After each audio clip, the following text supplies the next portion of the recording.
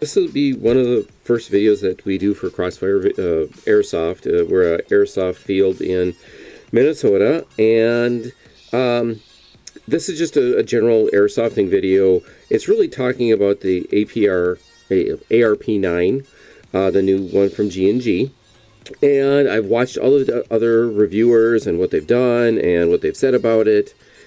And I think they've glossed over certain things on it, and I'm going to touch base on the thing that I think is the most important and the issue that I'm having problems with.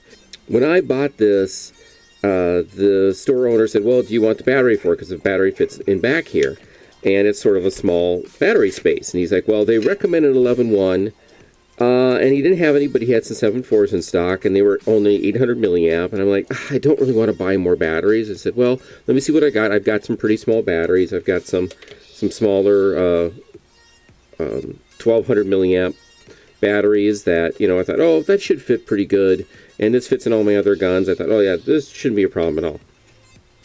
Well, of course, this battery compartment is very small, and it should fit. You'd think, oh, that's not bad. But they put so much extra stuff in here that you need to fit into this buffer tube that it's really hard to get everything in there, and you kind of have to twist everything, and I've actually got the battery and everything in and closed once.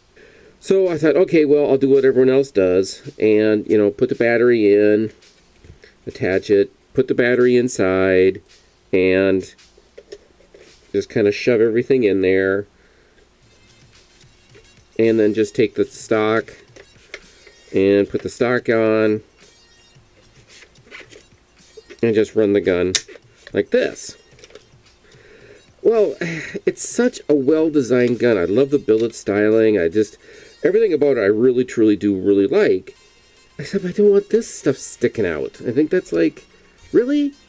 That's what you end up with? It's like, that's dumb. So, why G&G just didn't give us like an extra inch? This isn't something that's pre-made. They made this. They engineered this. It's like, could you give us one more inch?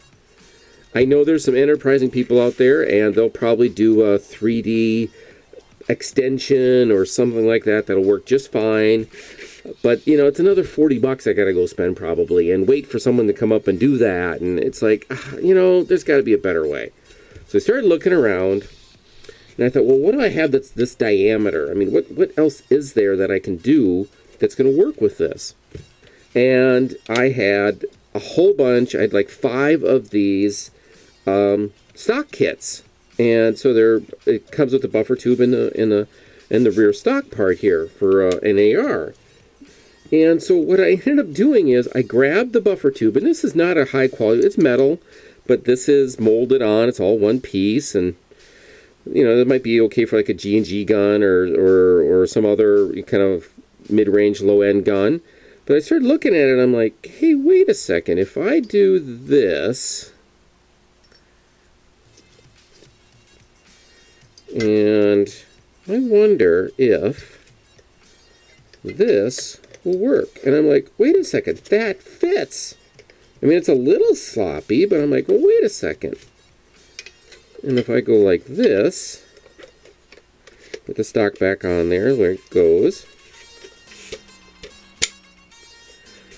It doesn't collapse all the way, but that's okay. I mean, it's such a short gun anyway. I don't need this to be collapsed all the time.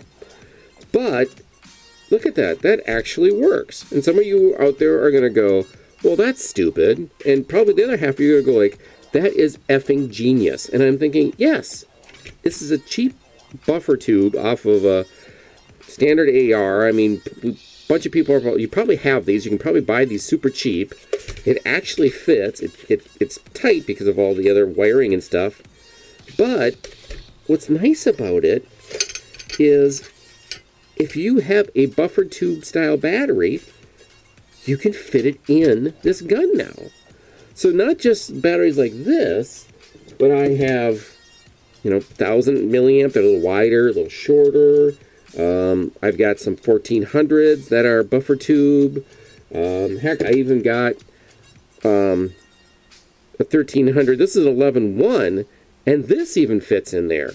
a little tight, but I mean, this even goes in there. So instead of having a 800 milliamp battery that has to fit in this, with this extension, I can fit any battery I already have. You can now use any buffer tube style battery. Just stick it in there. I've converted everything to Dean's. I put everything on Dean's.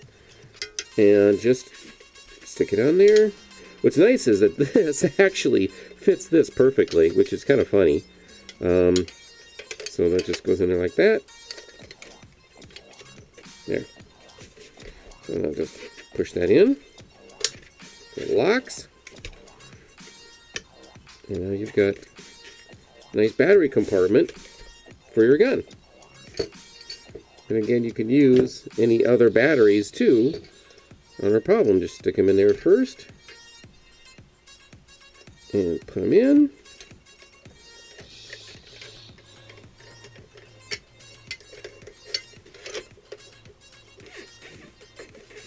And it has nice clean lines again.